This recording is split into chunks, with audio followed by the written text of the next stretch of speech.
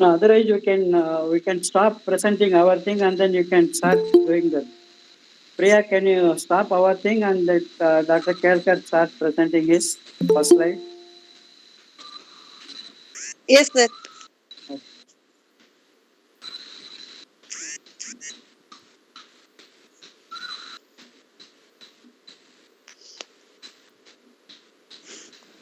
Dr. Kelkar, you can start your presentation. The first slide. Yeah. Where is the, I can't see the present now, okay?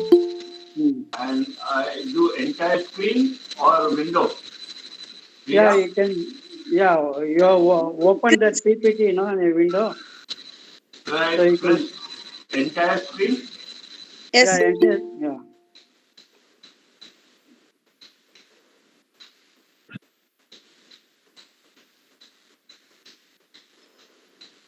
Can you see my screen?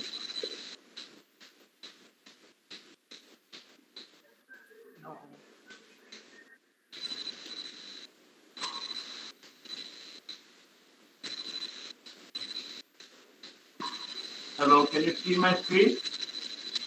Not yet. No, we can't see.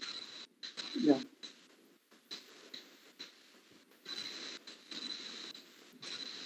It's not allowing me to, there's a share button which I cannot press here. Share the entire screen.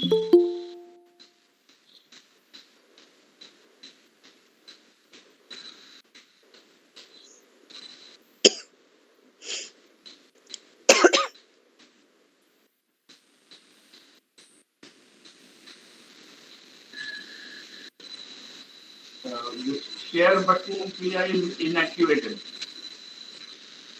No, you can rejoin. You can rejoin once again. You can exit and then rejoin. I'll rejoin. Okay. Yeah, it is better that you exit and then rejoin.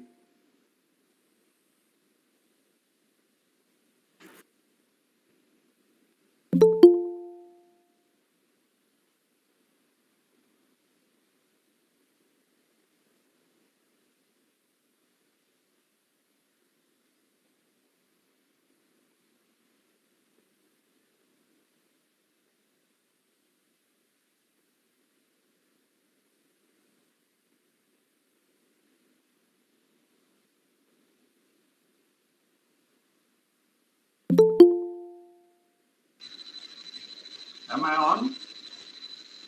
Yeah, now you can do the presentation. Now you can share the screen. It's still disabled.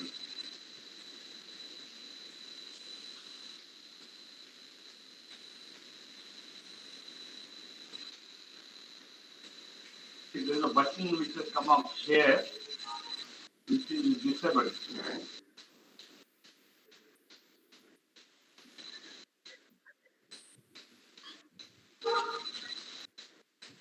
Pardon? Pardon?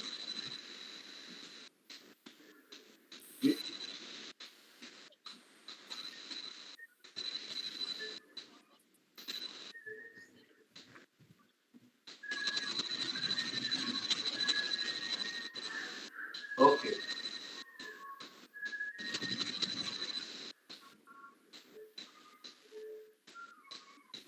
Yes, it's coming now. Slowly it's coming. Now you can see the screen? About to come. Can you see the screen now? Yeah, the full screen is there, that you go to the presentation window. Yes. Now go, yeah. Okay, fine. Yes. Okay.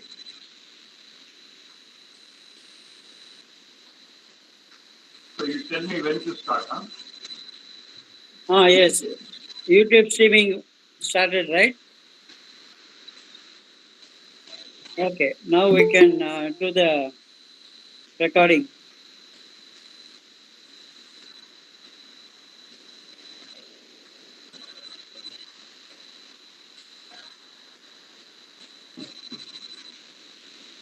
You're beginning the whole program now? Yeah, we are about to start, sir, in another 2-3 minutes. Okay. We'll start.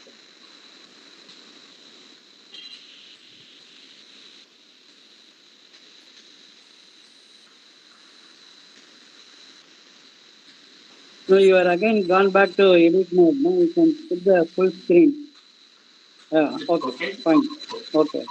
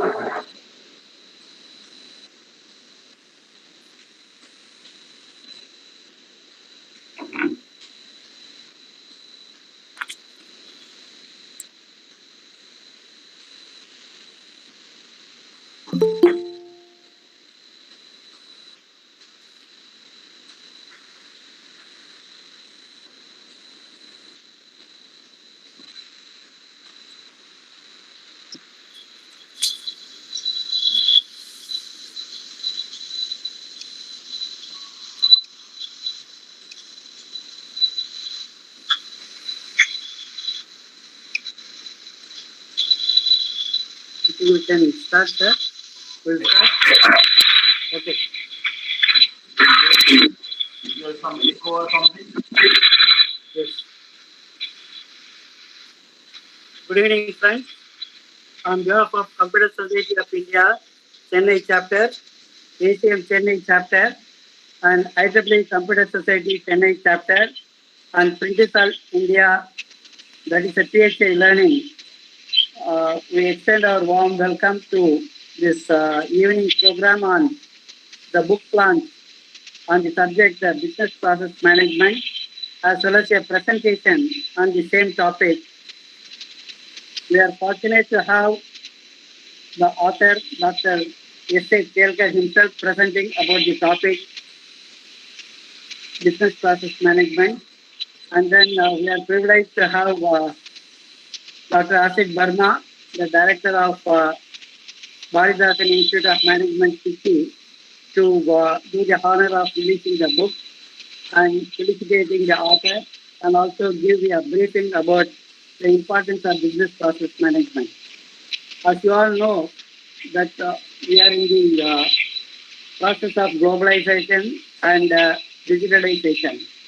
And these activities have some precursors, particularly business process management becomes one of the most important topics in terms of analyzing what needs to be done before taking up any project on digitalization. And this becomes or assumes a very important role in today's environment, particularly in a competitive business environment. And this, particularly this book on business process management has been written by a very senior professor who also has excellent industrial experience as well as teaching. And he has put forward his entire industry experience in the form of a bullet. So this makes people understand. And also, this book can be started as a reference material for working professionals along with very business experience as in undergraduate and postgraduate students in information and communication. But before I would like to extend our advanced thanks to the PHI Learning for facilitating this book launch and the presentation session, and particularly the person here and his able assistant. with Shivani, the senior editor of Shivani. Because she has been a lot of list of the things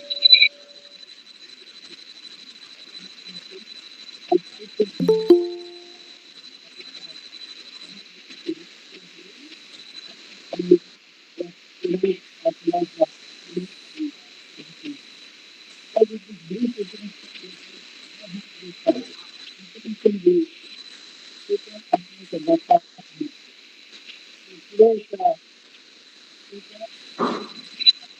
big is Dr. Shashikant will Kelkar since University of Chennai, and then earned his master's and doctoral degree from University of Michigan, USA. Dr. Kelkar has long years of experience in academia and industry. He began his PhD in Anand, and then became faculty in moral academic.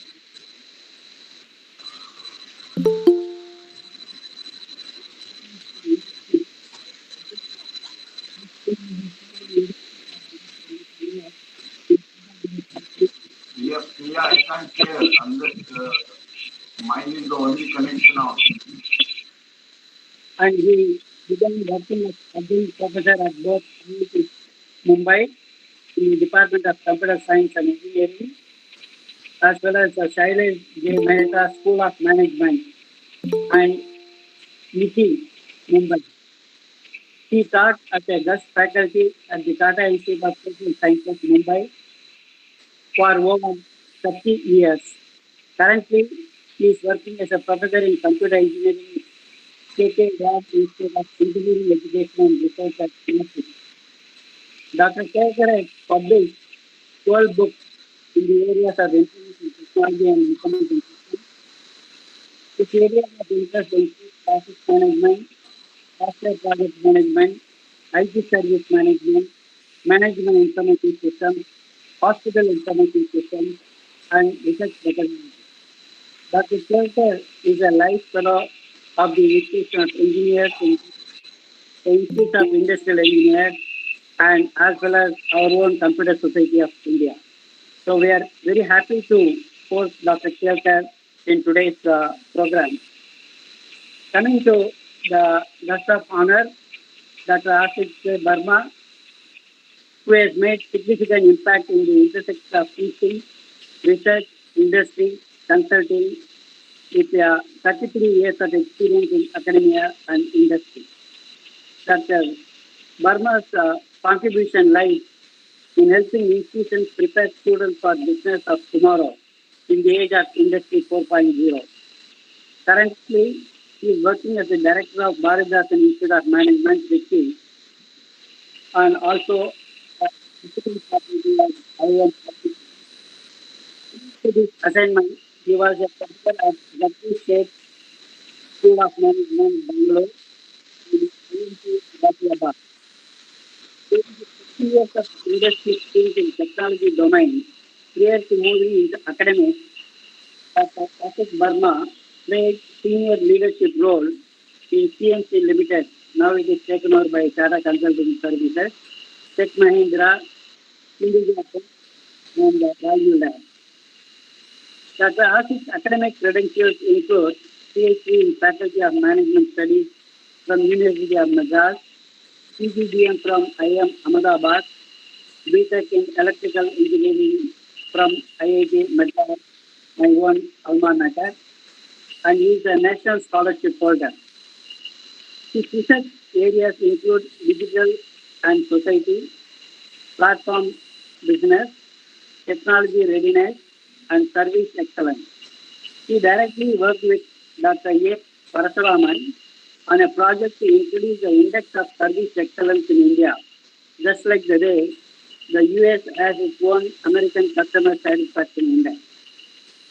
On the board of multiple national and international industry bodies, Dr. Asit Barma has effectively built and sustained strong relationships with stakeholders in the business ecosystem, comprising customers, industry associations, analysts, investors, media, academia, government, and consulates of several countries across the world. So he is he is the big in doing the function to release the book on business process management. And once again, I Miss Shivani, PhD learning for this program. It is great to introduce the program. I'd like to request Miss Shivani to give some outreach and the role in business. We can go ahead with the program of formal learning. Over to Miss Shivani.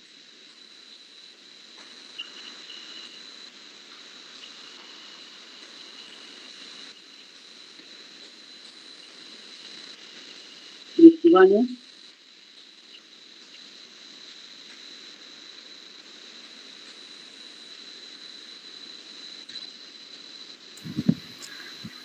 Thank you, Mr. Mohan. I appreciate the introduction. Good evening, everyone. On behalf of PHI Learning, I welcome all of you to the virtual launch of our book, Business Process Management by Dr. Kelkar.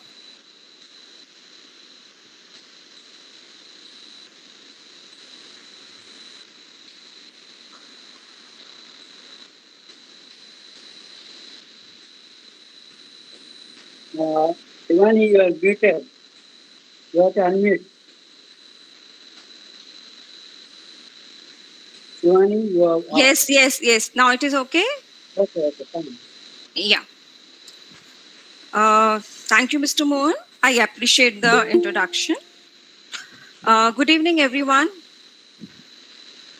On behalf of PHI Learning, I welcome all of you to the virtual launch of our book, Business Process Management by Dr. Kelkar. I would like to start by wishing you and your families my personal best for your health and safety in these difficult times. It is a great honor and pleasure to address all of you today on the occasion of the virtual launch of the book Business Process Management by Dr. Kelkar, published by PHI Learning. It is indeed a privilege for me to represent and speak on behalf of PHI Learning. Under the leadership of Mr. Ashok K. Ghosh, Chairman and Managing Director, PHI Learning Private Limited is well established today as a leading academic publisher brand in India and abroad. We specialize in publishing high quality, affordable text for students across the globe. Our motto is helping teachers to teach and students to learn. Since 1963, PHI Learning provides tools for teachers and students to make teaching and learning easier for them. We have played a significant role in the dissemination of learning through our print books and e-books. In our journey of 58 years, we have worked with 2,000 authors and published more than 5,000 titles written by them under the imprint Eastern Economy Editions. We have published university-level textbook in all branches of engineering, whether you talk about civil, mechanical, electrical, electronics, and so on.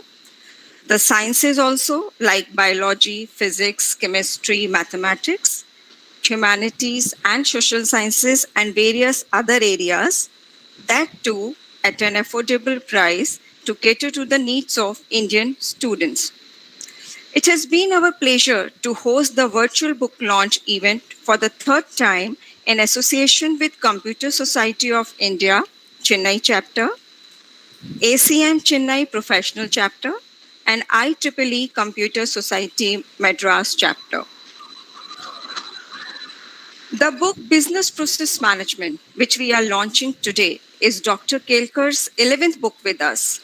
Dr. Kelkar is one of our authors who is associated with us for over 2 decades now. He has rich teaching and industrial experience in software technology and information technology, and he has worked with several academic institutions, including IIT Bombay and IBM Mumbai and NITI Mumbai in various capacity.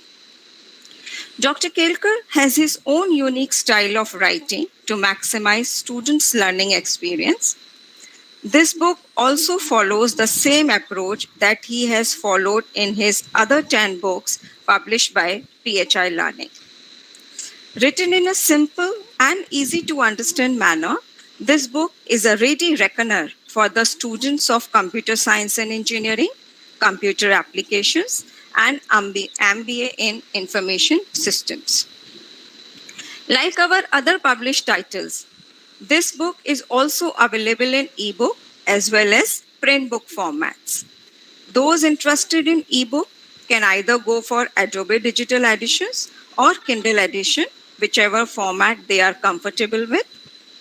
All our ebooks are interactive ebooks and they are compatible with all devices, so one can read them anytime, anywhere, on any device, whether online or offline.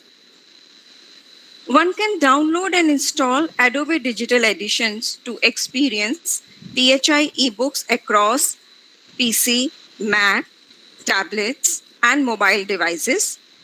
ADA can be downloaded and installed on Android devices through Google Play Store. It is also available for Apple iOS devices through App Store. Once this app is installed on your device, you can enjoy reading PHI ebooks both online and offline. Whether you talk about ebook or pbook, all our books are also available for purchase from our website www.phindia.com and leading online platforms like Amazon, Flipkart, ShopClose, Google Play Books, and so on. I encourage all of you to visit www.phindia.com and our social media pages to learn more about our published books, new arrivals, and forthcoming titles. All of us at PHI Learning are glad that our book, Business Process Management by Dr. Kelkar, is going to release today, and we do hope that the students will be immensely benefited from this textbook. On behalf of PHI Learning, I express my heartfelt thanks to our guest of honor, Dr. Asit Barma, Director, Bharathidasan Institute of Management, Trichy, who spared time from his busy schedule to release our book, Business Process Management by Dr. Kelkar. I mention my deepest sense of appreciation and would place on record my hearty thanks to Dr. Kelkar for his long-term working association with PHI Learning.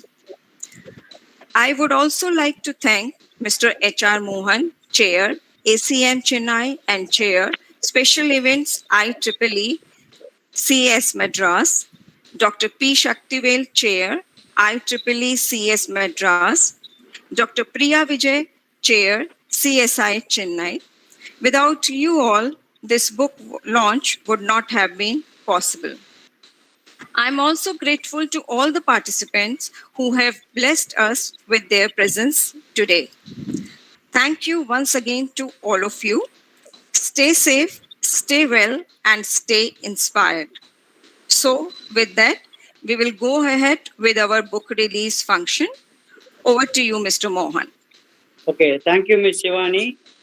Before we hand over the virtual platform to Dr. Asit, I would like to thank PHI Learning for enabling the teaser content, that is the first chapter of the book, free to all our participants, and also extending special discount of 25 to 30% depending on the type of book what they will be purchasing from the PHI website. So our sincere thanks to PHI Learning for extending these facilities to our participants. Thank you, Ms. Shivani, for this. And now may I request Dr. Asit Barma to talk about the need for business process management and also give highlights about the book and formally launch the book to the participants. Mr. Dr. Asit, please. Yes, so good evening, everyone, and thank you, Mr. Mohan, for inviting me. Thank you, Shivani, and also the author, Dr. S.A. Kelkar, and it's an honor for me, especially that I get to release this book today, Business Process Management. And it so happened as Dr. Kelkar's journey began with this in IT industry, and he moved to academia. He spent about 40 years in this, in information technology, computer science, and engineering, and he has written several books in that. So is my journey, and I started my career with CMC Limited. And that time, all this modernization and computerization was happening. And I was extensively involved in the computerization of all the steel plants, aluminum plants, so that you can see in the entire Eastern Belt, many plants have been everywhere. So whether it's a blast furnace automation or arc furnace automation or the ladle tracking system in the steel plant, so we used to do this mapping of the process right at that time.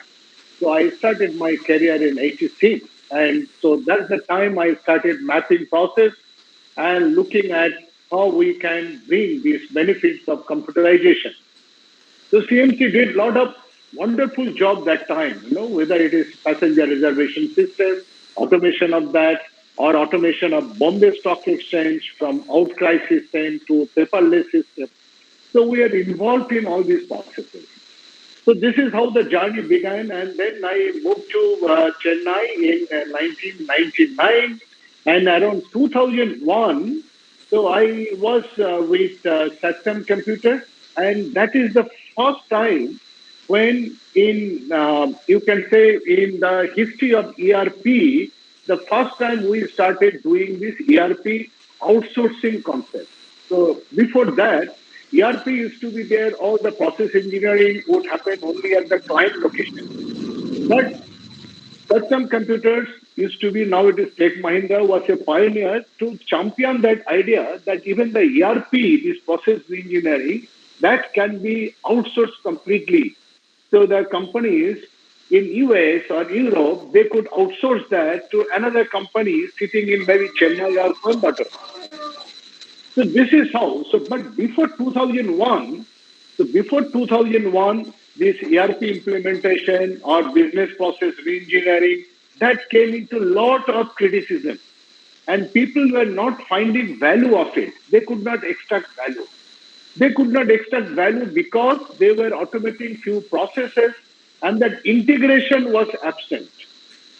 So it is just not enough that you integrate some process. You need to, you automate some process, engineer some process. You need to integrate. So this concept of integration, tying this process engineering and bringing the digital element and integrating the company, integrating the people, integrating the environment, the industry around, the ecosystem around.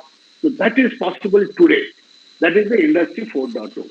So when it comes to Industry 4.0, then that is the time the business process reengineering or this business process management is taking a new meaning altogether. So there are many business process management tools that is coming up. Business process management systems are being developed worldwide. So a number of companies are involved in this. So while in the early 80s, it was just about Six Sigma, and then even the early 90s, it came to BPR, and around 2000 onwards, it is, and then from BPR, of course, you have the BPR evolved into ERP, and then from 2000 onwards, I'll call it is the time when the business process management and business process management system, they started developing. So with this digital transformation and integration of people and the work means the process, and the workplace, that is the enterprise. and the platforms that saw the unbundling of enterprises. See, today, if you look at Cognizant, Infosys, Wipro, they're not operating from that brick and mortar place. They're operating from the distributed workplace and work from home.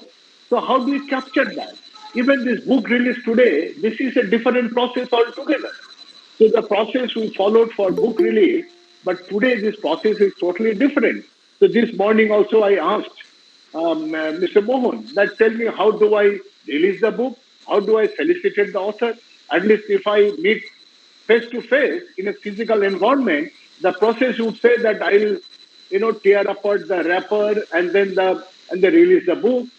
And Mr. Mohan will, treat us with some nice tea or snacks. And then felicitation means, presenting a shawl to the author. But how do I do that in a virtual platform? So these are the changes that is happening. So we can see the new business order. We can see the new kind of technologies that is coming up. Today we are on Google Meet.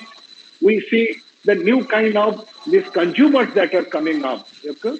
So all these changes, they're defining the new age that we are today. And then there are the disruptive events. So disruptive events like, say, this COVID-19. Nobody thought that there would be COVID-19 or there would be second wave. We are not at all prepared for the second wave. We thought that the worst is, behind us. But then that has hit us badly, and so we are. So I would say that just because Mr. Mohan asked me to tell, few things about the business process management, largely I would like to leave it, with Dr. Kelkar to talk about, but from the practitioners and also now practitioner academic. So I would like to share some of my views. So what are the factors that drive BPM? So while we know we have some idea about BPM, so what are the factors? So first is it is like reducing the cost or improving the productivity. So this is one factor. The other factor is improving the existing product or creating new product or getting into a new business line or how to remain competitive, okay? How to quickly get into the market. Or maybe some kind of a one-time event, like there is a merger or acquisition, two organizations coming together, they have different processes. How do I unite them? Or it could be some business risk management or the government processes like Sarbanes-Oxley or ISO implementation. Or it could be a need for kind of a customer satisfaction, okay, to remain competitive, how to create superior customer experience. Then also, we see that there are also needs to improve the IT resource or the way ERP is being planned. So every day, if you look at your own enterprise, you are adding new and new functionalities to your operation. So you need this BPM, or it could be to ensure enhanced collaboration, like this kind of, so this is a collaborative platform. We are on meeting and we are releasing this book. Or it could be a need to reduce the cultural resistance to process change. So whenever you bring about any process change, and we have seen it plenty, that there is cultural resistance. So how to resist that? So these are some of the broad reasons why this BPM, how BPM is being seen by the corporates and how we teach in the classroom. And also there are some trends that we see. The trends is, like the business leader today, they are increasingly focusing on sustainability. Like even at Bharathidasan Institute of Management, we are building Center for SDG. We are making SDG a part of all our curriculum. So while we all know about green marketing, I never knew earlier that there will be something called sustainability finance. Okay, so there are a lot of even this for the supply chain. There are green supply chain. So a lot of such new elements, of sustainability are getting they're becoming integral to our operations. Okay, so this with the increasing focus on the sustainability and And all the corporates, they are also looking at how the organizations impact the world, with climate change being a major concern. So I can talk about some prominent companies like, say, Walmart or Apple. So they are using the recycled materials so that are less harmful to the earth. And there are other organizations, they are also taking similar steps to reduce their carbon footprint. Okay.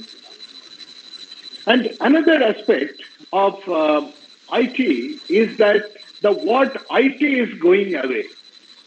Like Microsoft, they're no longer an IT company. Infosys, Digital, they're no longer IT company. They're all calling themselves digital company. So IT did not succeed so much because so far India has been a low cost, this body shopping destination for, say, in the IT sector.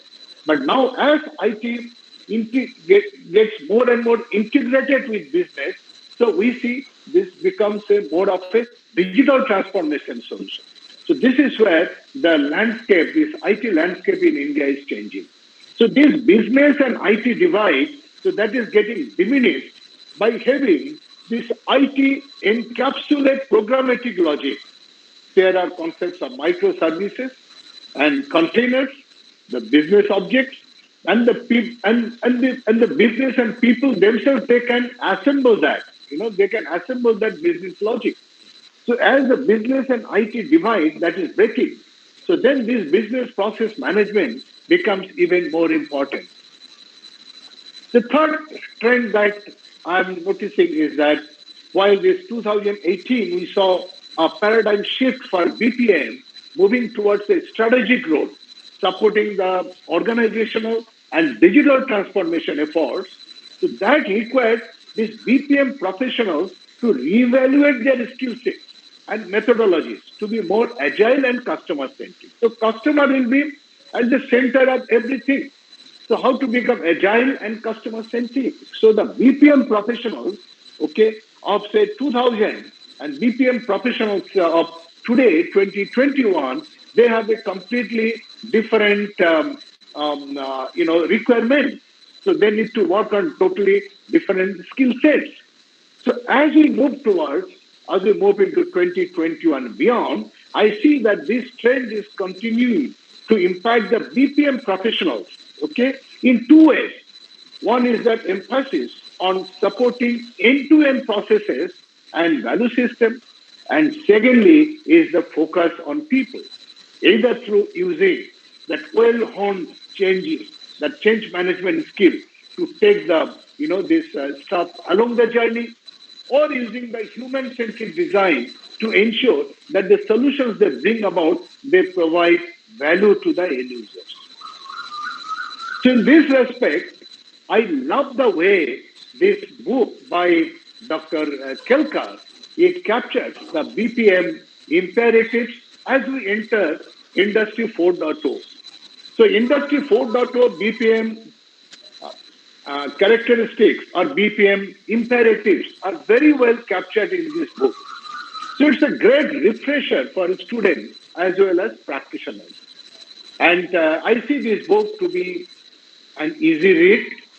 The chapters are arranged as per the process life cycle, and the contents are arranged in a bulleted form. And the diagrams are highly illustrative, so they explain many critical elements in a very simple way that you cannot forget. So it makes the readers aware of BPM history, where we went wrong in the past. It talks about the deployment issues, which is very relevant. And this chapter and this book also includes a chapter on business process management systems and tools. So they are very useful. I give you one example. So like, the page number 6, if I show you, so paradigm shift and the business logic, beautifully described in the diagram, in that figure that Dr. Kelkar has used. It talks about how we began with simple standardization just by controlling, and that was just the control process. How we then slowly moved into the incremental improvement for, say, customer satisfaction, high quality. And then today, So how it calls for innovation, and then there are this card that is called the breakthrough movement. Okay, so this, as you see this figure, this diagram, so this remain in your mind, and you can explain it very well, and you can see the bulleted form, the way it captures. So this is a very, very easy read book, and it basically captures all the basic elements, and this opens up, okay, the curiosity for you to probe further. So I'm very happy to release this book today. Okay, so I'm extremely happy, and I wish Dr. Kelkar all the best. Okay, so now little bit about Dr. Kelkar. So he's, as you know, he's a doctorate from University of Michigan, and he has been teaching computer science for about 40 years at IIT Mumbai, then in MITI Mumbai, and he held senior leadership position at TCS, Aptech, and Voltas. So he has extensively written on software quality and testing, IT services management, software engineering, strategic IT management. So many congratulations, Dr. Kelkar. Wish you good health, and we look forward to many such publications from you. And from Bharathidasan Institute of Management, I assure you all the support. And again, for Ms.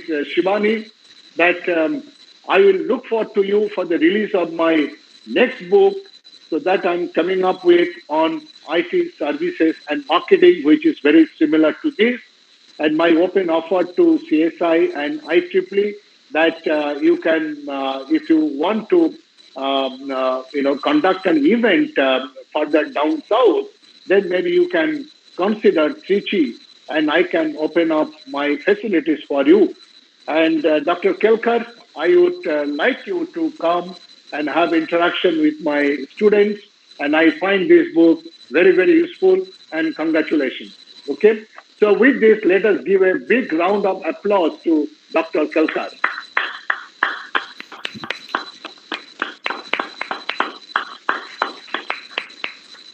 Thank you so much.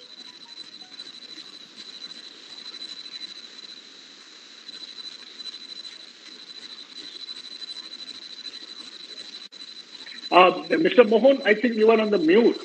Mute, sir. Yeah. Okay. Thank you, Dr. Asit, for your wonderful launch talk. Basically, you highlighted both about the book as well as the BPM process as such. So, thank you very much, and also your illustration about the book, and also the need for BPM for the Industry 4.0 are really excellent. So, on behalf of ACM, CSI, and IEEE, we'd like to extend our sincere thanks. And also, we'd like to work with you at Bharathidasan Institute of Management in organizing few programs of interest to our members. Maybe with your support, we'll be able to do it in the future time. So we definitely look forward for your support in this endeavor. Okay. Thank you. Thank you. Dr. Kelkar, now we are ready to listen to your presentation. And can you start presenting your slide, Dr. Kelkar? Am I audible, Mr. Mohan? Yeah. Am I audible? Yes. Okay. Yes. I'll begin my presentation now. First, I must thank Madam Shivani and Mr. Mohan for arranging this event. What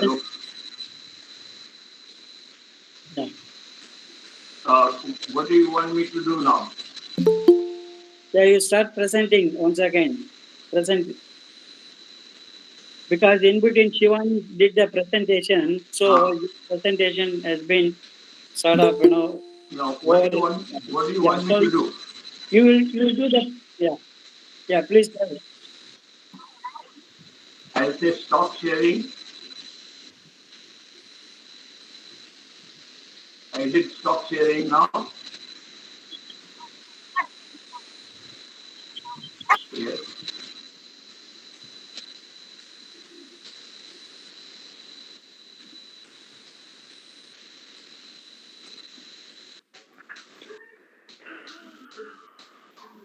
Okay. Is the presentation okay?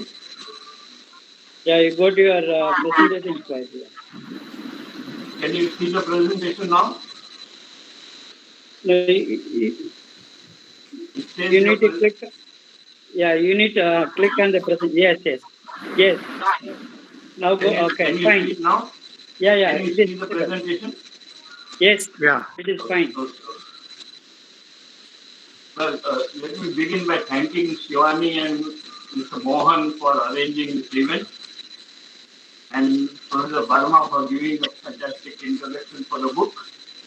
Priya has made this hand-holding really hand-holding. And let me mention one more name, Bhavita Mishra from PHI Learning, who helped in bringing this book out in difficult times of COVID. Okay, so I reversed the order and did my thanking first. The presentation sequence is very simple. Introduction to BPM, BPM components and BPM, tools and BPMS per se. Okay. Let me begin by this particular quote. A long time back, old story, but I like this particular quote when Mr. Asit at the TISS, one of the talks he gave at TISS. The change in the last decade has occurred at an unprecedented speed, and in future the change will occur even faster. This holds good even today.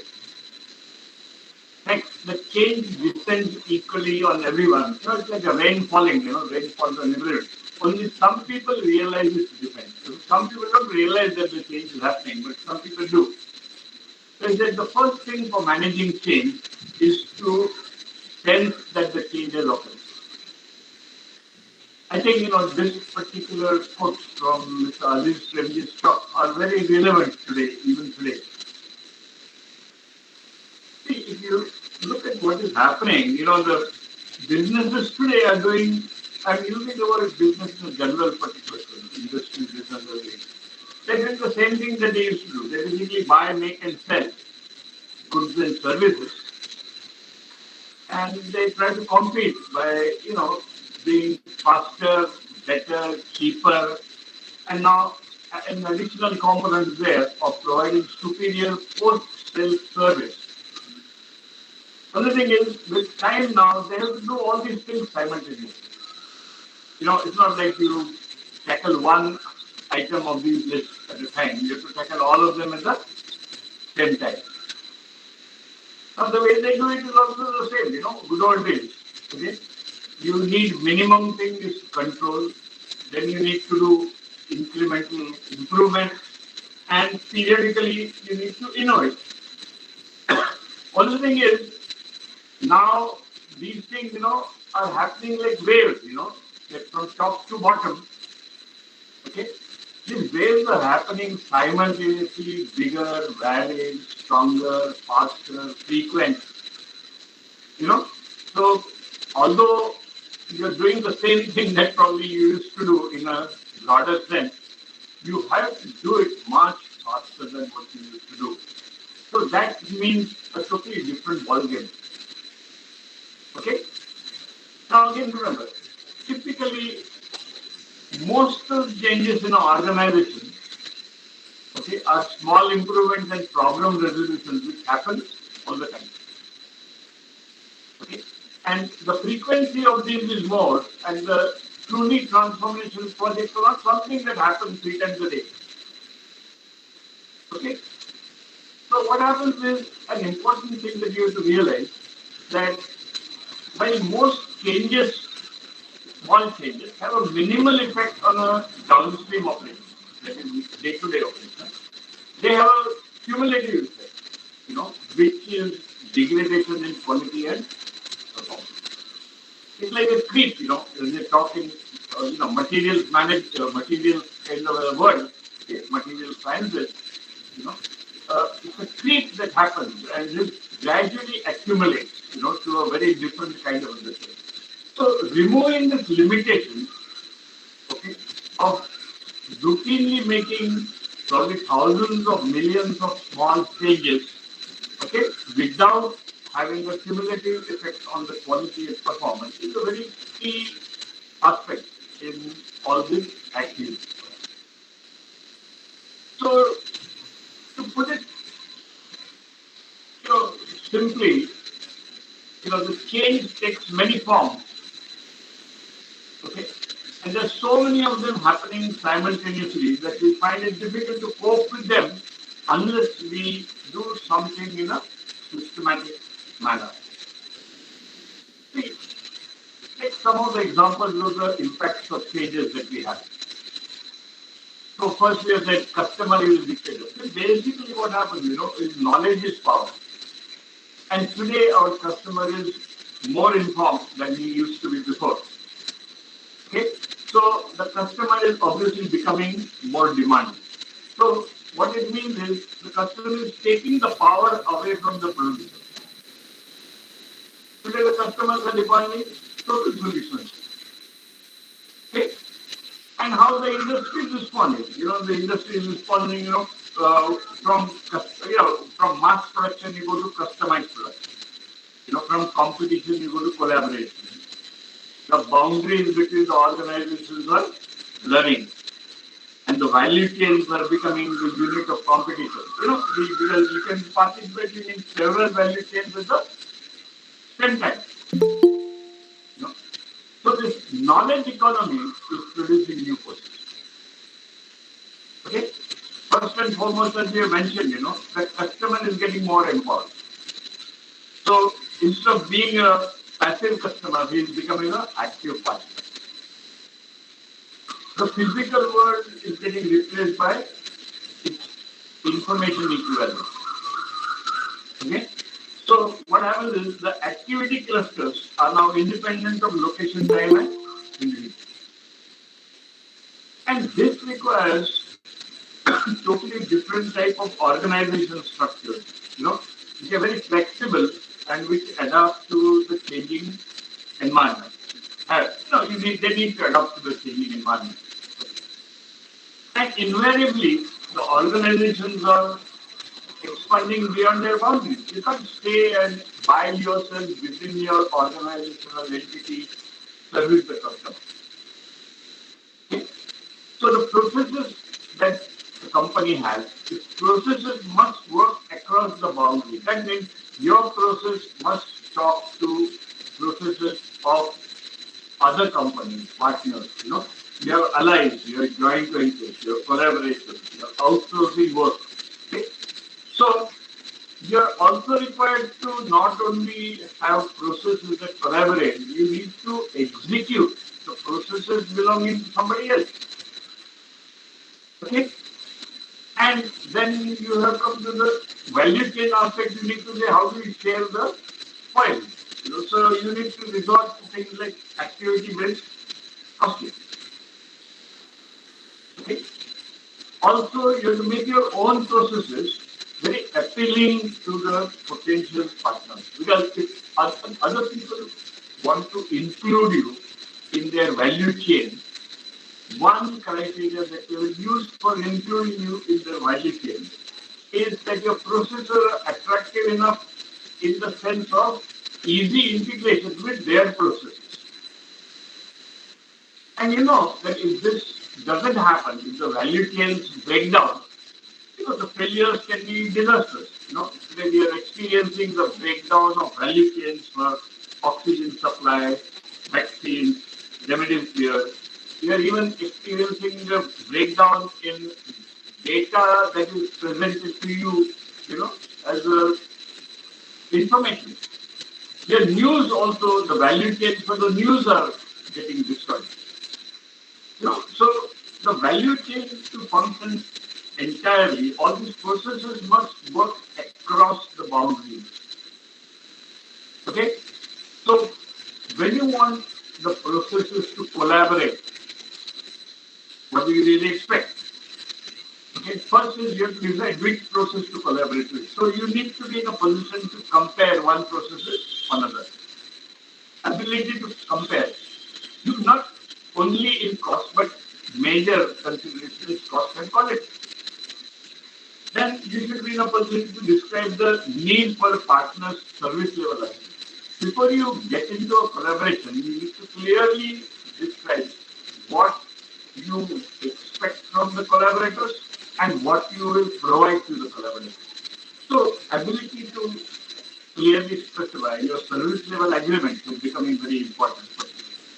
You need to buy services, though you can do things, there are other people who can do things better than you. Take a simple example. If you want to do a credit check, it will be futile for you to try to establish a system of your own to do a credit check. The same thing will go for security and firewalls and many other particular things. So there are some companies which are better at doing things. So you need to get used to this concept that though you can do many things yourself, you need to go to people who are the masters of that particular arena. Okay? But now, when you want somebody else to execute your process, you want them to execute it, but you don't want to lose control over it. So, how does it operate? How does the process operate? So that the process executes somewhere else, but you retain control over it. Okay? And there's another important point in particular. With so many people collaborating with each other, you have independent assessment of processes. So you must allow third parties to monitor, measure, oversee, and audit your processes. See, these things are done by yourself for your own operation. But in addition, you should, be in a position to allow others to do this for their benefit, particular kind of thing. So many of these things are not required today when you're talking of processes. Then mergers and acquisitions are also happening. Today, for a variety of reasons, we're not going to the topic itself. Mergers and acquisitions happen. So, for instance, if the government of India was to merge 3 banks, they have parallel systems to do the same thing. So the most difficult things to do is to integrate these processes into a single stream. It might take several years to do it. Okay? So you have to do things like detecting duplicates and the variants, integrating, rationalizing, harmonizing, all kinds of words are there. But basically, ultimately come out with optimized processes. Okay? So I'm just telling you the impact of changes that particular things are happening. Then, of course, Barma talked of Industry 4.0. And we are talking of things, in conjunction with things like Internet of Things, big data, robotics, okay, and so many other factors.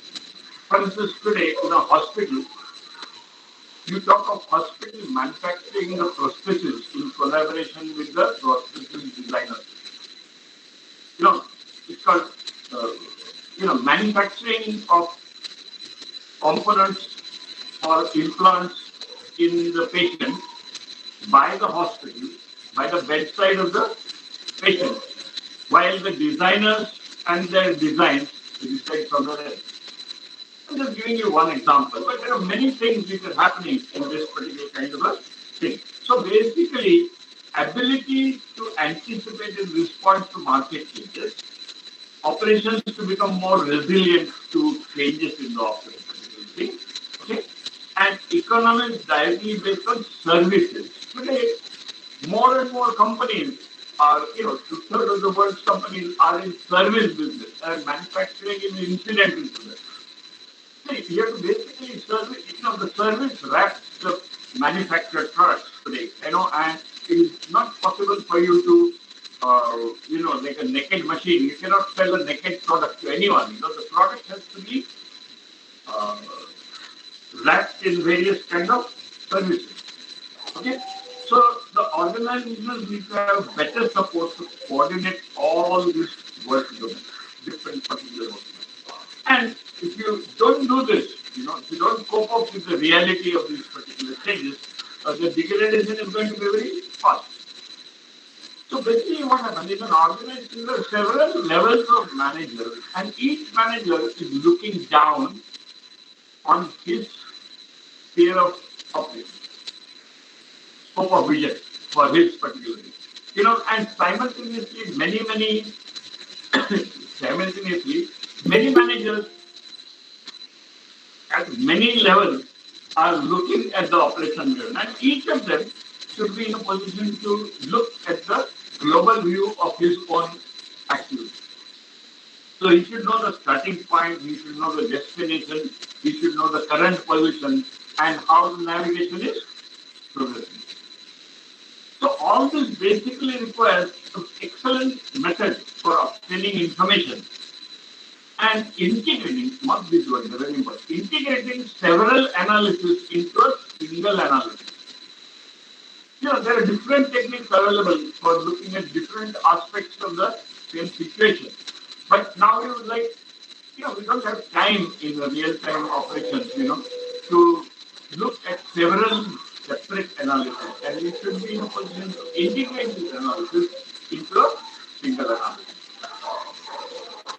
So basically, these are the implications of changes that are happening. This is where the business and the ITC relationship comes in, as the Barma was saying. See, the trouble actually starts with how you traditionally are taught to look at ITC and business. Traditionally, when a computer is looked at post facto data capturing mechanism, which tells you always after the things have happened, what has happened. Okay? So the more looked at record keeping machines rather than decision making machines. So even today, what happens is when a business wants a change in the system or some new system, basically their business's role seems to end after giving the requirements.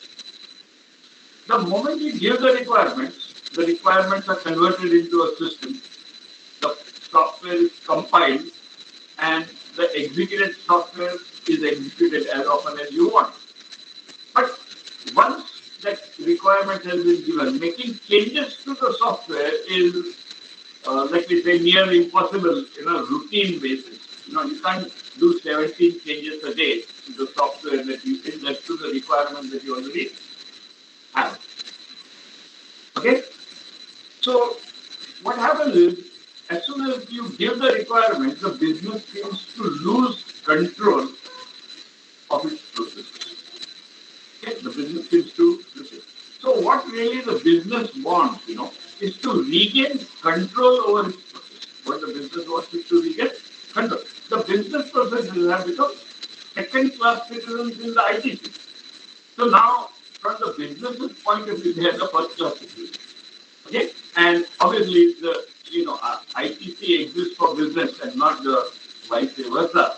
The business should be able to regain control without undermining the role and the importance of IT.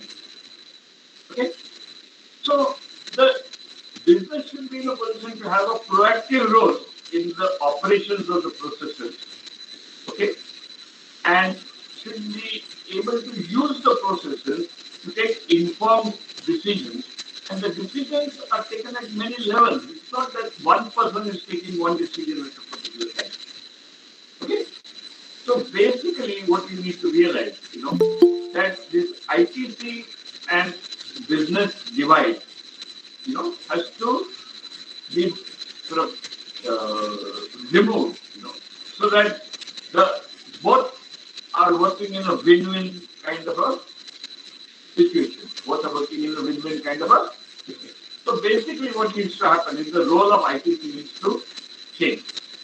So business should be able to shift the request. So the first thing is the business is that give me an application where I can change the requirements as often as I want. Okay? They say give me access to all the data that is available in the company. They also want to mix this with the data that is available outside. You want to do both inward looking and outward looking. Okay? And so now they have access to all the data in the company. They have access to so-called all the data that is available in the world. Okay? And now they want to find new ways of using this data by blending it together. It's like hybriding the information from inside and outside the organization.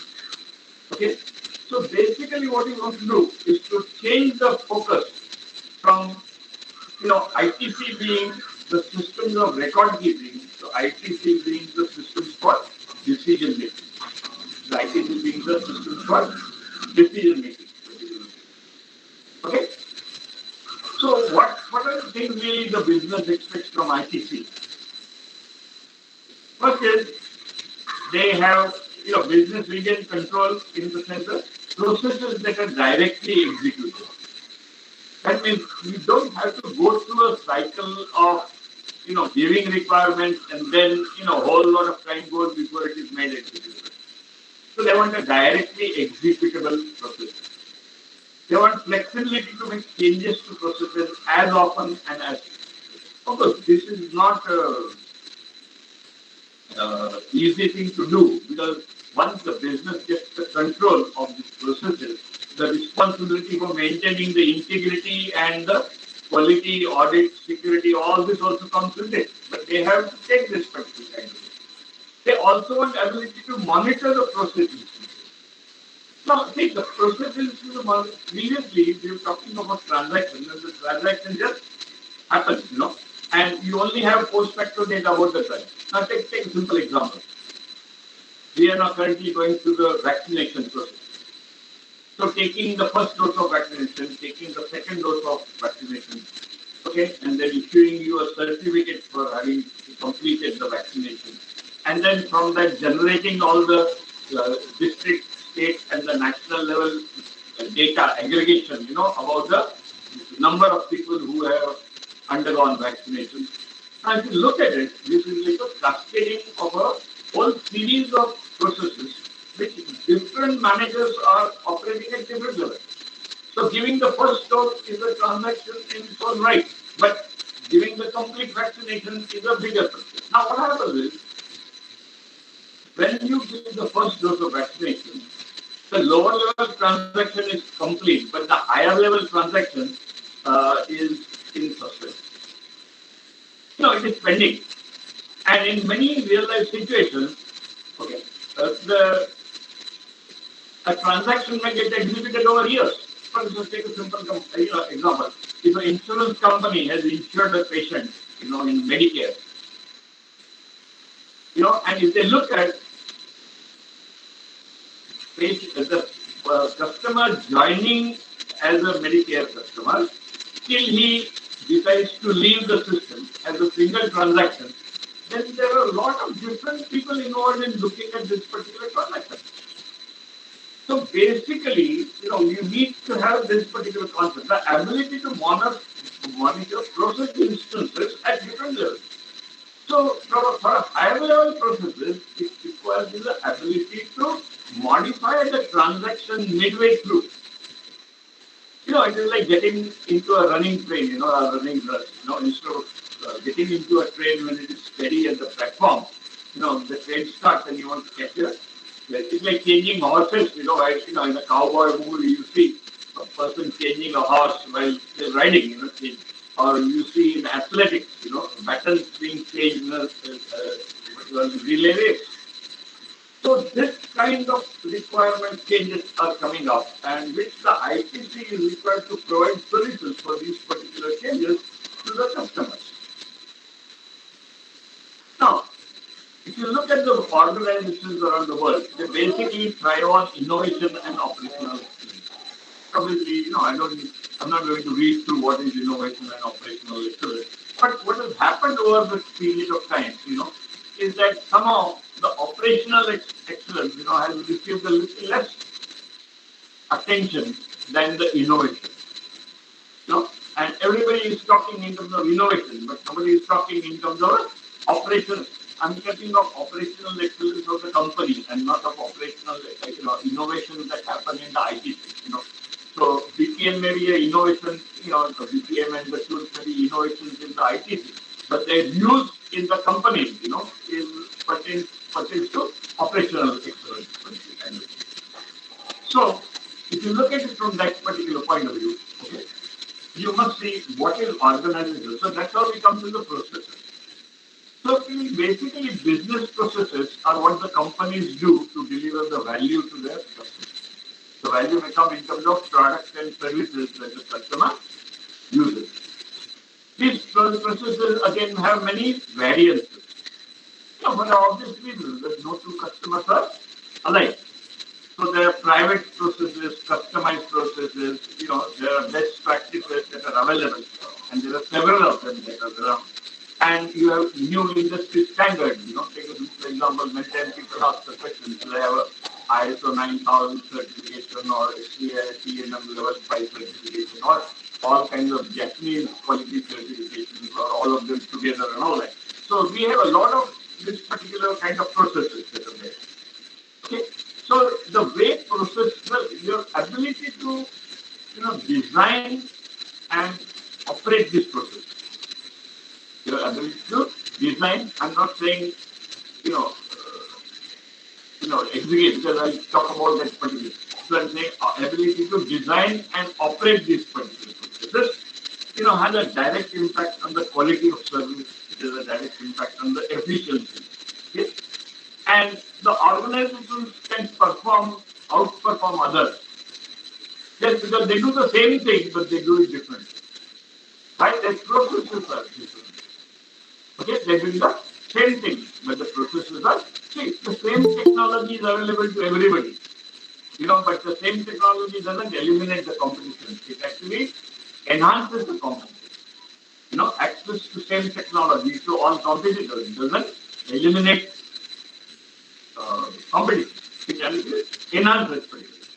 So, understanding how the processes are managed is the key consideration in being competitive. So, organizing how this particular process is.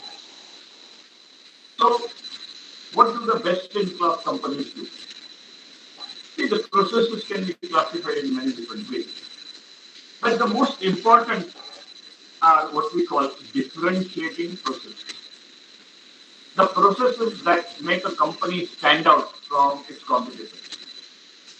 Okay?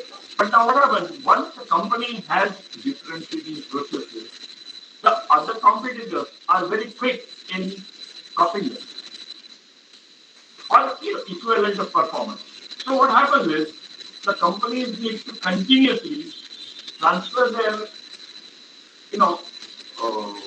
differentiating processes into standard processes. Okay? And evolve new processes, as a differentiating process. I'll give you a trivial example. Long time back now, I have not been traveling very often. So I was traveling to Bangalore and I was presented with the rose at the gate by industry association saying welcome to Bangalore. It was a different experience than the experiences I've had in the other airports. So it was a very striking experience. So this would be, a very innovative process, of insert into the value chain of welcoming the people coming to Bangalore. But now what happens? If all the other cities, people start doing the same thing, then this innovative differentiating process will become a standard process. And then probably you will have to evolve some new processes to take care of the same. Okay? So the best-in-class companies, they know how to identify and design differentiating processes. When the life of a differentiating process is over and it needs to be made a standardized process, and of course how to create new differentiating processes to replace the old one. Okay? So this is the kind of, all these things you basically understand. The word process is repeated very often. So how do you manage the processes is a very important consideration. So today if you look at it, the process is a core asset of an organization. Like today we talk about physical things, equipment, money, people, all that as the assets, But, in the past we used to say information is the asset, So we go one step further. Then basically a company's core assets consists of its processes. How it converts its own assets into products and services. Okay? So business processes basically orchestrate the deployment of corporate resources. Okay? They have direct impact on the attractiveness of the product and business. they directly influence the customer's experience and the ultimate revenue of the company. And they also determine the organization's agility in adapting to changing circumstances. And all this has to be done while ensuring that you are complying with all the regulations that exist around you. Because now the government regulations and compliance with the regulations will become a key consideration. You know? So consequently, the process failure, should not happen, while you are achieving all these particular kind of considerations. So what we need to do is to bring about a change in our thinking. Now we need to look at process as the basic unit of automation. We have to move away from data, we have to move over to process, So what business process needs is a dynamic system of, after the fact record keeping memory. We don't want after the fact. We want proactive activities. Okay? So application should be inherently, play a role from end-to-end processes and operated at several levels simultaneously. Okay? So ICT has to support the particular belief, from making the concept of data processing into decision-making process. This also means that the employees, customers, suppliers, trading partners must also share not only the database, but they are able to share what we will now explain as a process base. Okay? So you have like database, you will have to maintain the process because you will be using not only your processes, you will be using processes of other companies and other companies will be using your processes. So you need to make the processes as a separate entity to look at. We'll see more details as we go ahead in this particular.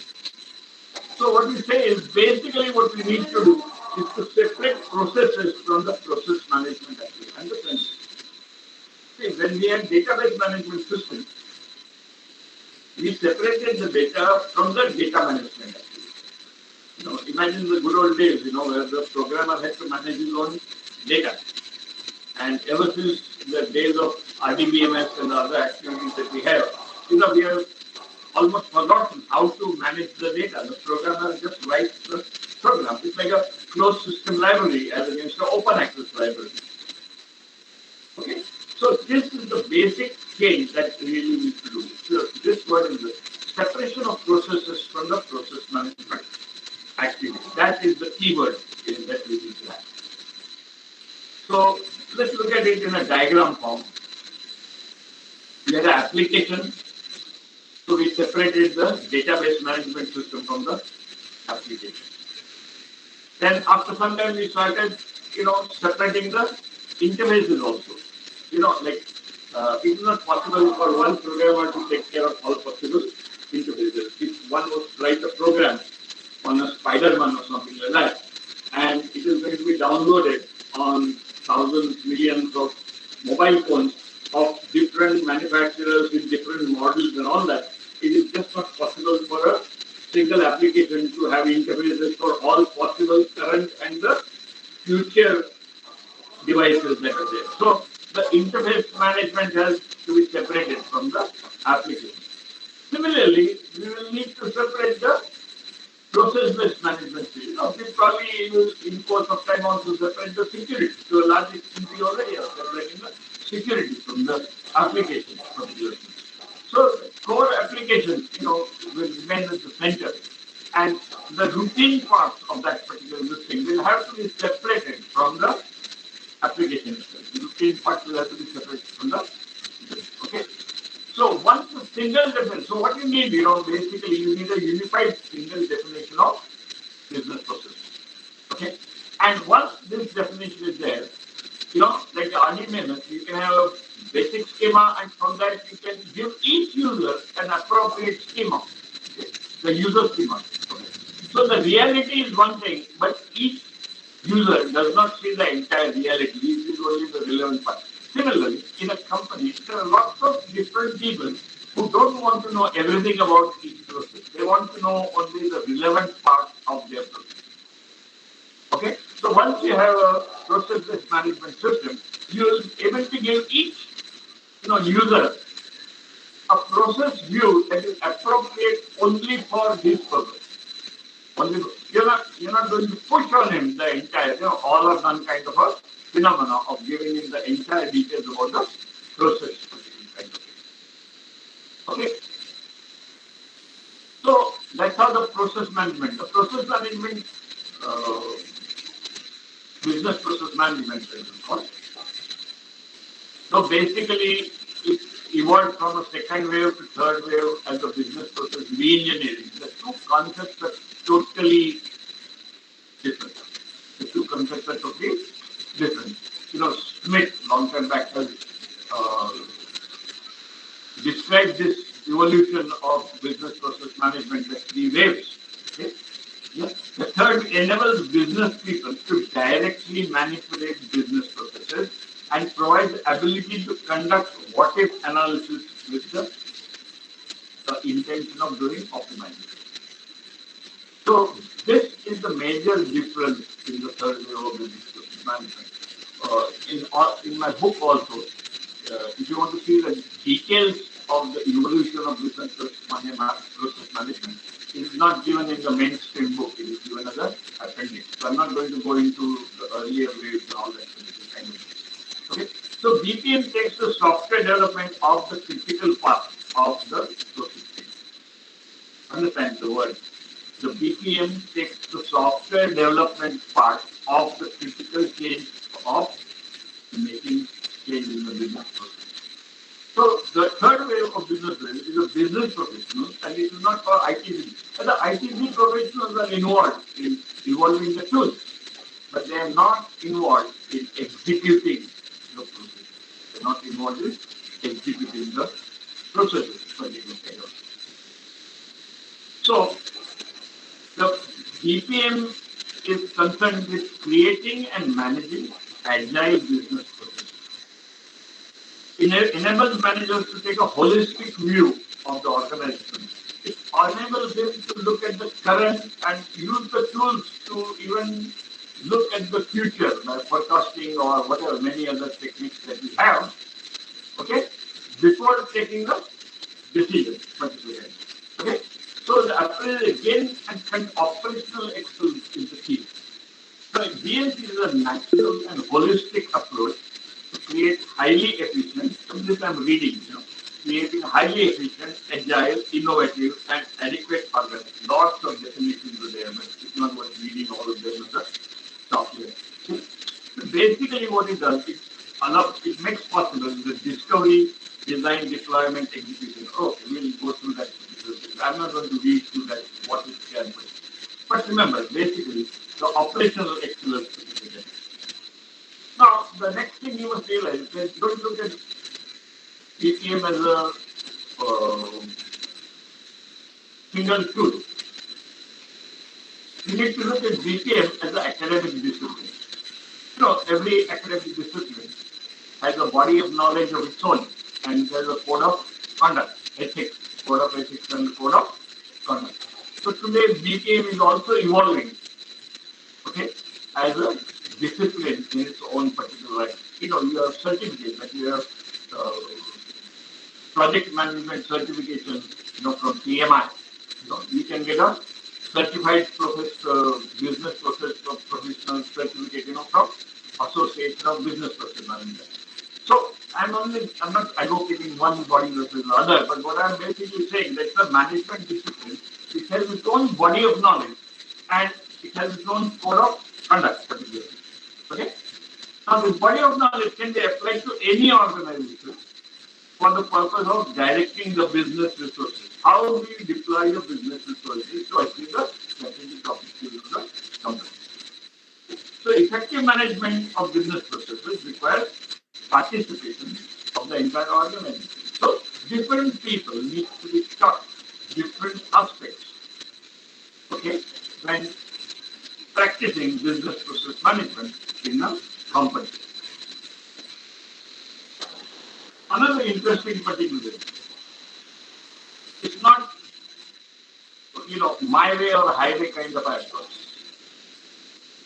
companies have already invested a lot of money in activity-based costing, balance scorecard,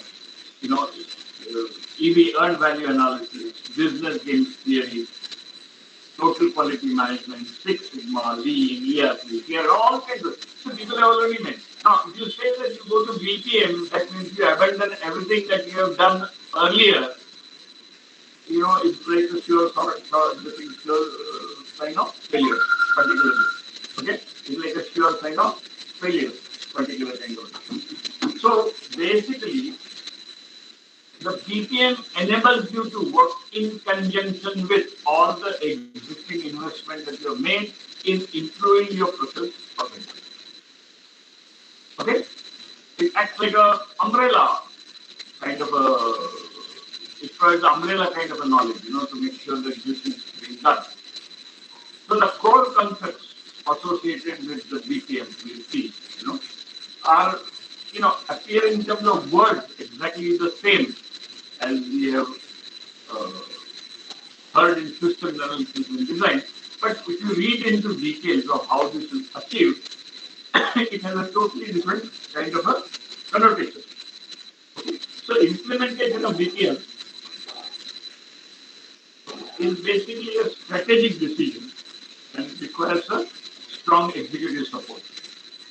And technology basically plays a supporting role when you are implementing BPM. See, these are basically talked of as the core capabilities of the thing. I'm not going to talk about them. They look, please remember, they look similar in name, as system analysis and design, but conceptually there are a lot of differences between all these particular activities. Let's look at some of these particular kind of situations. Okay. Now, for instance, if you have a process-based model and a process-based repository, you will be able to accumulate different process models. What is process model? Process model is a collection of business processes at a micro level. This business processes at a micro level. So you put them together in an appropriate way, and they become a process model.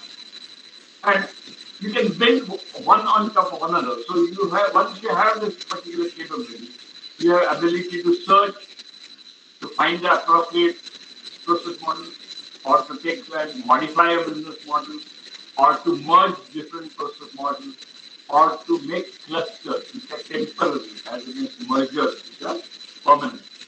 Particularly.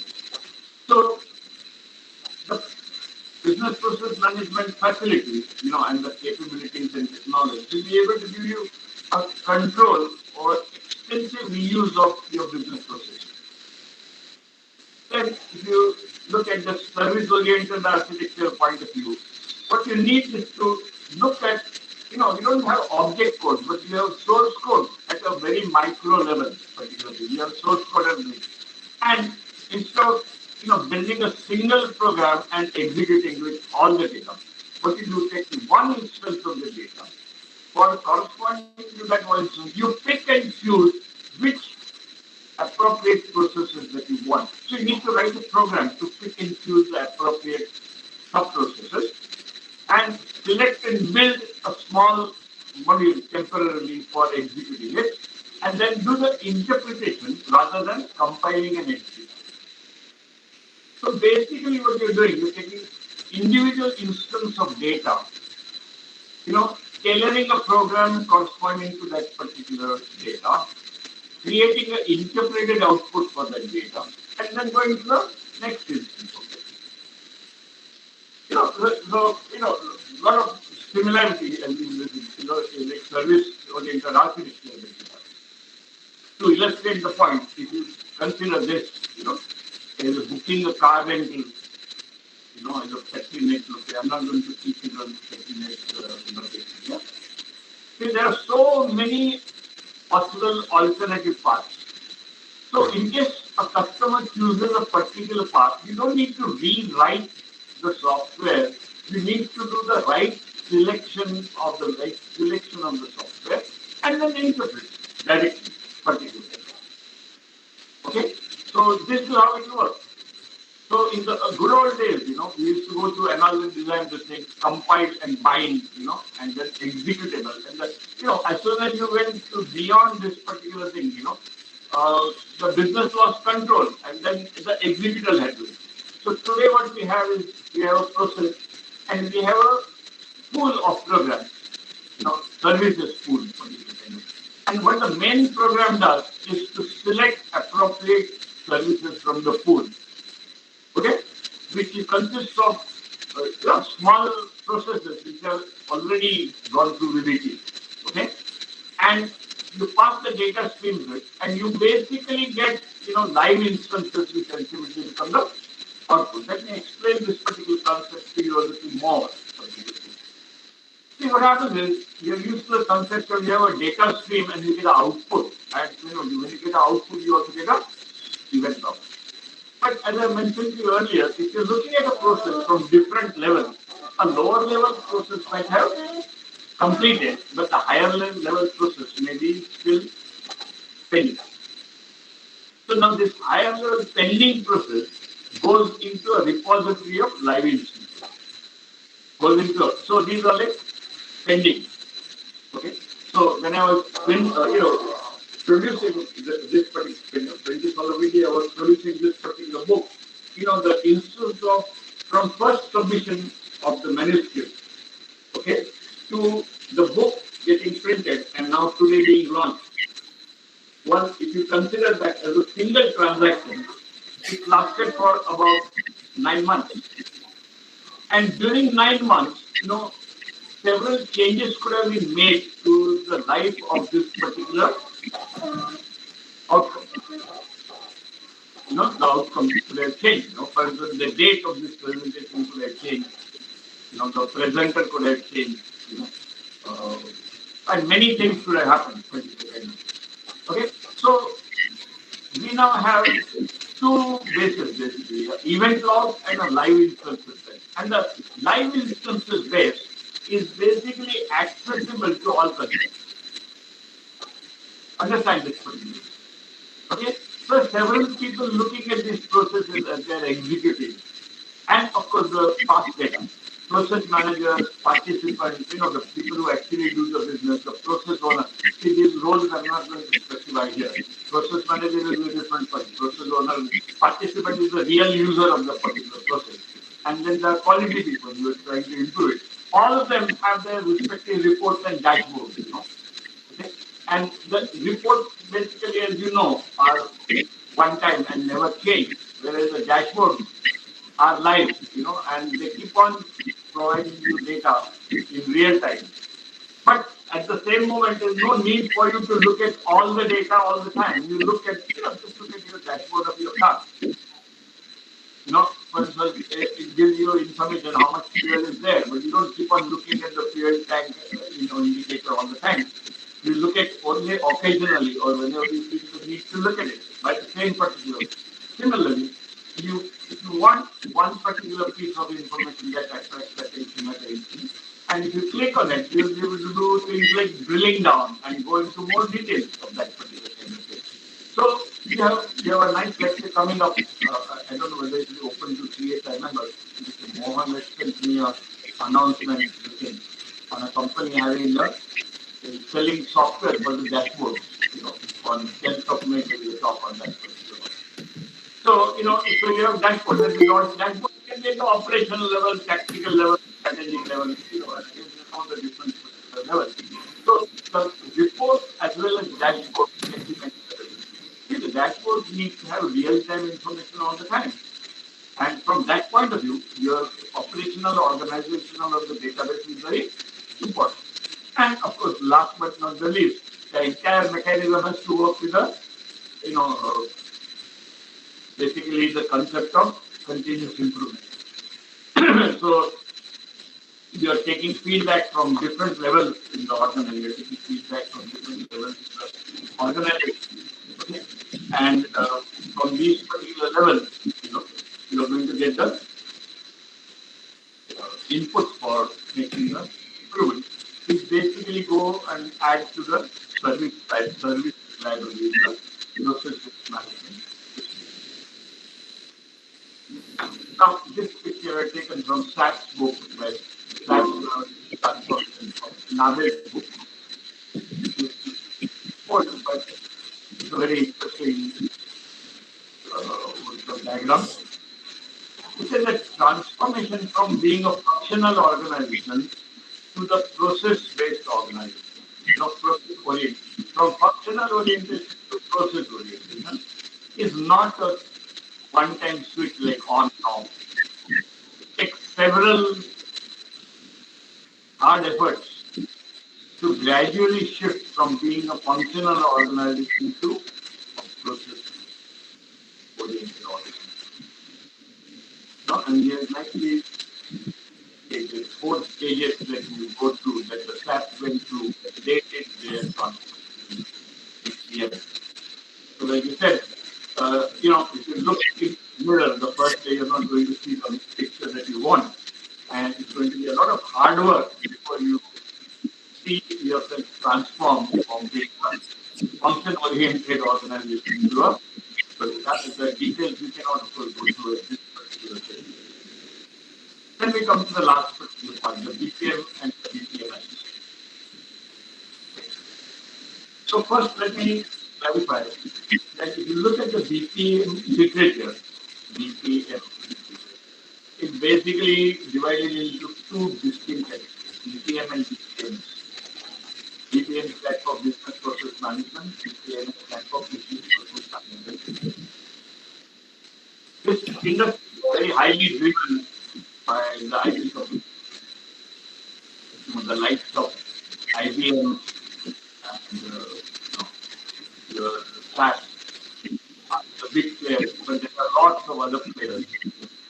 It's not that you're so using BPM, though it's not necessary for you to watch for it. It's the way things are going, the automation is the inevitable topic. So the BPM is core factor. Only gives you the ability to operate like we have talked about. But there are a lot of other things, that you need to use. So there are both BPMS as a software itself, and there are BPMS as tools. I'm using your BPMS. I mean BPMS. The business process management, there's a spelling mistake here. The business process management system. So the business process management basically, uses both BPMS and BPM tools. So the technology is main driver in the BPM, and business process modeling tools. So some tools collectively are often known as BPMS. There's no hard and fast definition of what is into it. And many BPMS platforms also provide a lot of BPMS tools as a part of the platform. But understand, the BPMS per se, if you look at the core design of it, has a minimum support for process management system.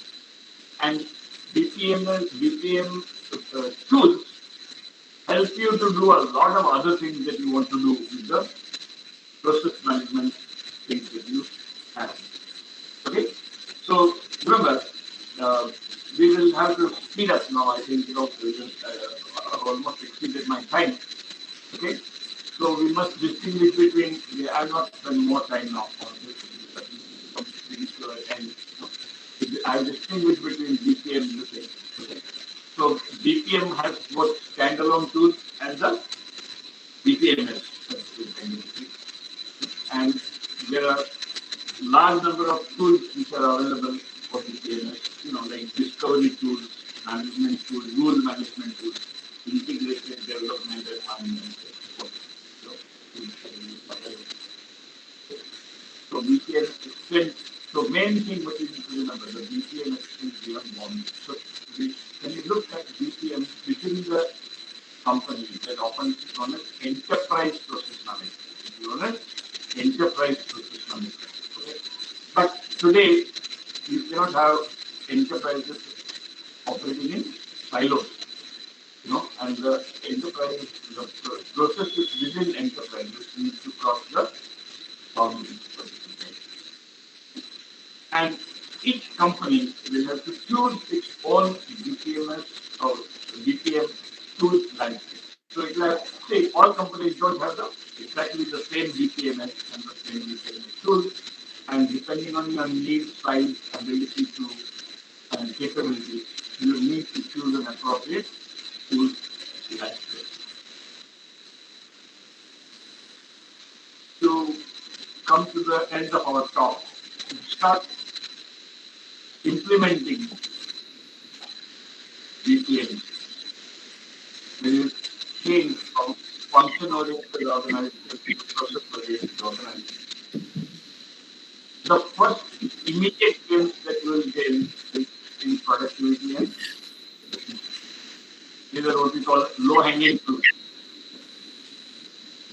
When you sustain this particular momentum, you'll get a lot of other benefits like visibility and effectiveness, like sharing across, and acting proactively, okay, going beyond the boundaries and all these kind of things.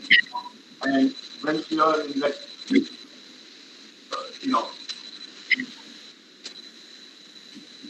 sort of way of traveling, it's not, you have reached the end point. You are looking for that. The main benefits for innovation. The main benefits of innovation will come by working across the entire company, department, silos, and it's very difficult to look at a company, and multitasking and many other things. And then you have to go across and integrate with other partners and then government agencies and then with the population. So in the long term, the great the benefits of our everybody, the market benefits, scientific benefits, operational benefits, they have not reached to the benefits. Okay? So basically, benefits for the stakeholders. So I think let me list with a small question. I like it very much. Let's flip the check. You pay the numbers on the left hand side of the decimal point. I should see on the right hand side. Thank you very much. Mr. Mohan, I'm through with the presentation. Priya, Mohan, Shivani. Thanks, Dr. Kelkar, for your wonderful presentation. Now, Dr. Sakthivel will take over the Q&A moderation. Dr. Sakthivel, please. Yes, sir. Thank you, Mr. Mohan, sir. And thank you, Professor Kelkar, for your excellent and informative presentation on business process management. Basically, business process management is the discipline in which people use various methods to discover, model, analyze, measure, improve, optimize, and automate business process. Any combination of methods used to manage a company's business process is business process management. Processes can be structured and repeatable or unstructured and variable. Though not required, enabling technologies are often used with business process management. In your lecture, you have explained everything which is related to the business process management. We have a couple of questions received from the audience. One of the audience has asked whether the examination copy of this book is available or not. So You directed to Shivani. PhD learning people can answer for this question. And yes. Yeah, I would like to answer this question. The examination copy is available, but because of this all lockdown and all, you can share us your email ID so that an e-copy can be sent. But there is also a provision for the Google preview. You can log on to our website and you can see the Google preview, wherein you will find all the content related to the book and the sample pages as well. So you can, check the Google preview, and in case you feel that, the book is useful, and it meets your course requirement. So in that case, you can let me know. My email ID is shivani.editorial@phindia.com, and we can send you the trial copy. This was the question asked by Dr. S. Muthukumar. Now we will move on to the technical questions which are related to the professor's presentation. As the book also talk about the implementation of business process management using different tools or softwares that are available in the market these days. Most importantly, would like to know what are the things to look for to find the right tools that is suitable for my business process management. Can I answer that one? So can I repeat the question, sir? Yeah. I want to answer this right now. Okay, sir. See, this book, the title says a concise presentation. We try to keep it as small as possible, but from 300 pages it became 400 pages. It is not possible to include in a single book all the tools and the manufacturers and the pros and cons of their tools. But some overview has been given the appendix on the PMS. Okay, so it gives you some idea of how to go about doing this. But if you need to really implement it, you have to go to a specific tool detail and look at it. I'm not advocating any particular, but people like Scrap today already buying the BPMS tool, with their packages. It's already there if you're using that. I don't know whether it's a paid service or a free service. Okay, sir. The next question is, what are the recent trends in information technology for business process management? What are all the recent trends in information technology for business process management? Information technology, if you want to look at business process management from a information technology point of view, the emphasis on developing the BPMS tool and the BPMS system. Okay, see what you need to do is to create a tool and hand it over to the business people and absorb yourself into the responsibility of actually executing the process. See, it's a fun aspect. The IT companies have also been responsible for executing, there are a lot of this particular data management effects and all that. So in course of this particular time, the role of IT in a true sense now has shifted from being taking the requirements and then owning the process to just creating the appropriate software and then making that particular software available to people. So a lot of new developments are taking place in terms of creating different tools, for the use of BPM technology. Thank you, Professor. The next question is, how agility can be leveraged in business process? Please repeat.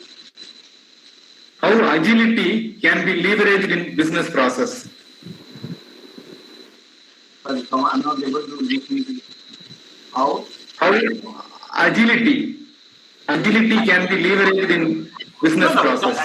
Agility comes in, you understand the basic agility, how it's introduced into the BPM. See what you're doing, that you're fragmenting your main applications into smaller and smaller units, which you assemble. Okay? So now, if you have small units, in the earlier cases, what you used to do is to assemble the small units and build and make an executable model after compiling.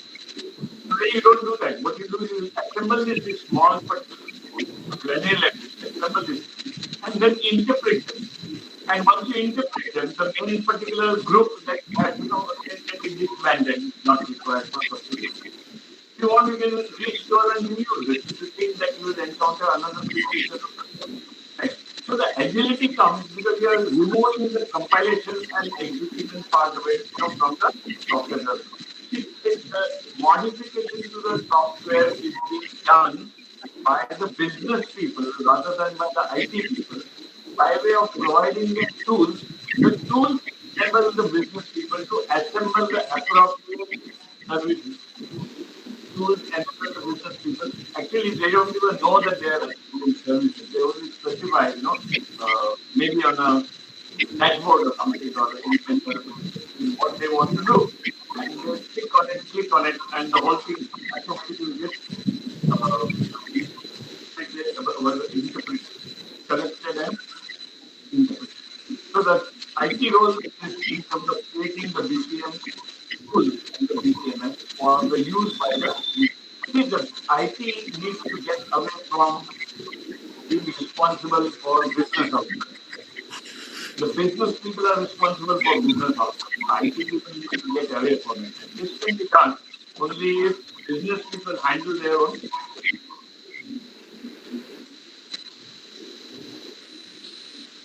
Thank you, Professor. One last question. It may not be a technical question, general question only. How to motivate startup investors for better collaborations? How to motivate startup investors for better collaborations? I think, basically there's a lot of literature written on how to create business models of different types. Basically the question is that you have to be able to look beyond your own company, and in a company can be large and having different devices. Let's see what is strategically the best solution for you. So I think the solutions for the types of questions that you're asking will get found in books on what's the business modeling. Thank you, Professor. These are some of the questions which we have received from the participants. Now over to Dr. Priya Vijay for a formal vote of thanks. Thank you, sir. On behalf of CSI Chennai chapter, ACM Chennai and IEEE CS Madras, I thank Dr. Asit K. Barma, Director, Bharathidasan Institute of Management, Tiruchirappalli, for releasing the book and facilitating the book release and our webinar. I thank our today's speaker, Dr. Shashikant Anand Kelkar, author of the book Business Process Management in Concise Study and Professor in Computer Science Engineering, Wagh Institute of Engineering and Education Research, Nashik, for his excellent presentation. I thank Shivani, Garg and Lalita Negi of PHI and all members and participants of PHI Learning Private Limited for associating with us in the book release function. I thank our backbone and ACM chair, HR Mohan sir, and IEEE CS chair, Dr. P. Sakthivel, for coordinating with us. I also thank Dr. Agila and P.V. Subramaniam sir, past chair, CSI, for coordinating with us for the successful release of book and webinar. I thank all the participants of webinar who participated enthusiastically in the webinar. Once again, I thank each and everyone who participated and coordinated with us for the successful release of the book. Thank you all.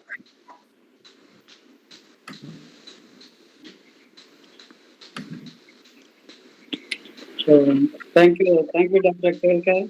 So, that was a wonderful presentation.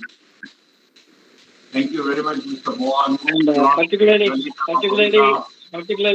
business IT alignment is one of the controversial issues. Never compromising, business IT alignment. So this BPM bridges that gap, particularly for the business and IT alignment. So, and many times, this BPM exercise will make the entire process go smoothly. And many times, people find it extremely difficult. Consultants, they try to always bring in the BPM concept. But the management, at the time frame, it requires some sort of a study and then, reorganizing. So they try to gain some time, and then they try to overlook this BPM. That is the problem with some management. We face that problem. So this is, but anyhow, it is one of the mandatory requirements that to make everything go smoothly in the entire digital transformation process. So thank you very much for your excellent presentation. Bye, everybody. Thank you. Thank you, Shivani, for your coordination. Thank you, Lalita, for joining us, and also the all PHI learning members who have made this event a memorable event. Of Thank you, course, sir. Dr. Asit, we must thank for his excellent support in giving the inaugural address as well as releasing the book. Thank you, Asit. Thank you, Mr. Mohan. So,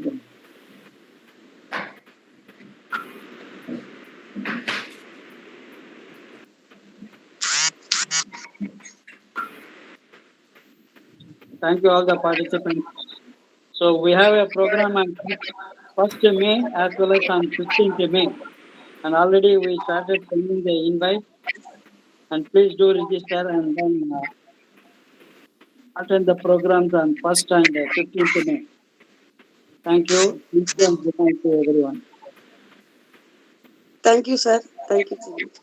Thank you.